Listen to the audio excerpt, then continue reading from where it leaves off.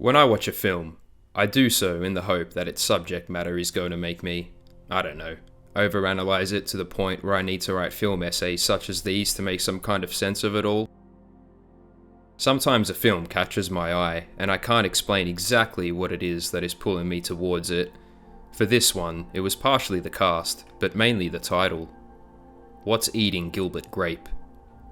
I felt compelled to know what the answer was. Spoilers ahead as I deconstruct my thoughts and go over some key themes.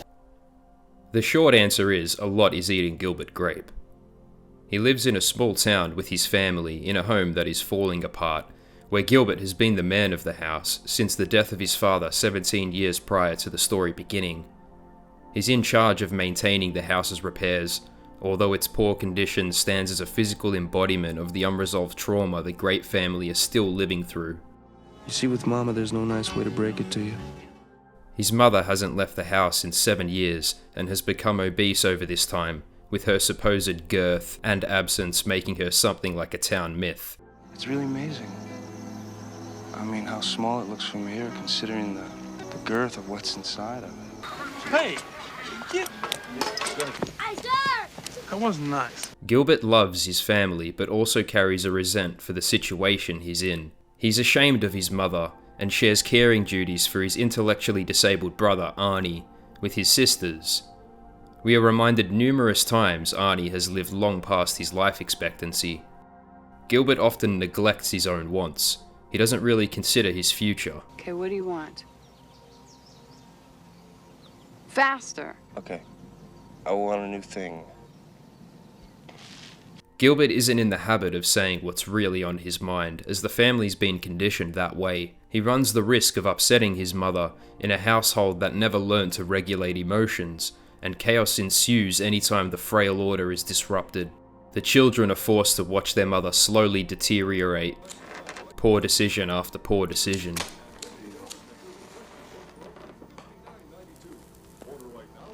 This is heartbreaking for Gilbert.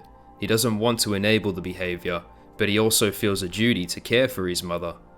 He loves her, but is often visibly disgusted by her. Gilbert is stuck in a cycle and can see no way out. Anywhere! We're not going anywhere! Robert's not going anywhere! We're not going anywhere! We're not going. Where are you going? Meet Becky, the embodiment of the free spirit, the antidote to obsessive behavior. Becky is a wandering traveller who is forced to stay in town for a week while she, along with her grandma, await a part for their broken down truck. One of my favourite scenes in the film that I feel perfectly encapsulates Becky as a character is when she trades ice cream with Gilbert. It's such a simple act, but in my belief represents her literal hunger for new experience, to see different places and to actively partake in different cultures, or more simply, to engage in other people's interests. Can I have yours and I'll give you mine instead? Another scene that juxtaposes the two ways of life is when we see Becky relaxed and watching the sunset while Gilbert rushes home, frantically half-washes Arnie and leaves without finishing, convincing Arnie to do the rest himself. Gilbert has a quote-unquote nice night with Becky. I had a nice time tonight. I know. But awakens to find Arnie right there in the bath where he was left. Arnie is freezing cold and now aquaphobic. Oh no. We feel the deep sense of guilt Gilbert is feeling. I'm sorry. Would somebody please explain? Gilbert's in charge of bathing. And that sense of guilt is exacerbated by Betty, who is distraught by the fact he has been spending time with Becky. The point I took from these events is, Gilbert didn't really do anything terrible, but because he never speaks up for what he wants, he's in this position. He didn't ask for any help from the family with Arnie in the bath situation. He just kind of went along with the romance with Betty, which in a way led to her overreaction. These actions, or non-actions, speak to the inner limitations Gilbert feels, and they are put under a microscope upon meeting Becky. Gilbert's frustrations culminate the eve of Arnie's 18th birthday, in an incredibly heartbreaking scene. The party is proving difficult to prepare for. After Arnie ruins 2 cakes the family had gone to great lengths to provide, Gilbert forcibly pulls his brother into the bathroom with the same rough mannerisms we had seen him shielding Arnie from throughout the film so far. What does Gilbert say? If anybody ever hits you, or even just lays a finger on you, what are you gonna do? You're gonna tell me, and then I'm gonna take care of it for you, right? After Arnie resists and fights back, Gilbert loses his cool, striking his defenseless brother. All his frustration and resent boiled into a few simple, regrettable actions. Our heart breaks not only for poor confused Arnie, but for Gilbert, who we understand has acted way out of character. After the incident, they both individually head to Becky's, the person they have technically just met but feel safe and secure around. Upon Gilbert's arrival and realization Arnie is already there, we see something very special. Arnie jumps in the lake with Becky as she encourages him.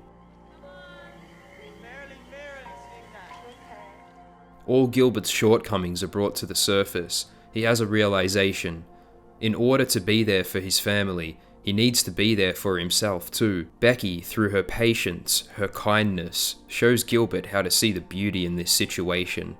He sees his brother, who he thought would be completely scarred, jump into the water, willingly, into the perceived danger, influencing the path to healing for the siblings and for the family dysfunction as a whole. And that's when we finally find out what's eating Gilbert Grape. The first time we see him express the pain he's been harboring, the unaddressed trauma of unexpectedly losing his father, which spiraled into everything else. The next day, Arnie's 18th birthday, we realize how quickly he has forgiven Gilbert by hiding in the tree and playing around like nothing had happened. The beauty in the fraternal forgiveness after the event, and the family reparation process slowly beginning as the 18th birthday party, which was never supposed to be, takes place in the background. Gilbert then tries to introduce Becky to his mother, and for the first time we finally hear him express his desires openly and honestly. Just this once for me? Gilbert, it's okay. We can do it later. No, this is what I want. He has grown from an empty shell to somebody who will speak up on his desires, confronting his situation rather than ignoring or using deprecating humor as a scapegoat. That same night, Bonnie finally decides to go upstairs to her bed, a move that shocks the family. There's such a beautiful simplicity in this sequence as Bonnie struggles her way up the stairs, her tired and aching body willing itself through the pain. She finally succumbs to her poor health, passing away in her sleep. Leo DiCaprio's performance through the whole film was incredible, and one of the main things people recognize when this movie is brought up. But this scene in particular, as I'm sure many of you would agree, is a bitch slap in the feels. Mama, stop it now! Stop, Mama! However, after dark there must come light, as this sparks a kind of rebirth for the Grape family. No longer bound to this place along with Bonnie, we see a visual representation of this as Arnie plays with a baby toy while the family grieve, signifying a new beginning. Arnie no longer living in the overprotective fear that he may die at any moment. We all can die at any moment, and this film drives it home that life doesn't really start until you confront and move forward from whatever it is that holds you back. Instead of feeling stuck, Gilbert now sees opportunity in his direction. Amy got a job offer to manage a bakery in Des Moines. Is that them? Yeah, that's them. Ellen can't wait to switch schools. Arnie asked if we were gonna go too, and I said, well, we can go anywhere. If we want. Becky! We can go anywhere. Becky's calling Hawk Gilbert. Now for a couple of side notes and honorable mentions. The visuals in this film complemented the story better than any film I've seen. As mentioned earlier, the link between Bonnie's obesity and her not emotionally moving forward tied in with the house that is falling apart and her literally sinking in it, resembling the unresolved loss and the frail foundation of the familial dynamic. The intense embarrassment we feel alongside the Grape family when Bonnie is seen in public for the first time in 7 years. Arnie climbing the water tower higher and higher each time, signifying the issues of the family unrelentingly coming to the surface in worse ways than before each time, because the root cause of the trauma has never been confronted. Also, water was used as a theme throughout the whole film. Arnie bathing, Betty's husband drowning, the lake. I haven't drawn too much of an opinion on the water, but it's there for a reason. If you have any ideas on that, I'd love to hear it in the comments.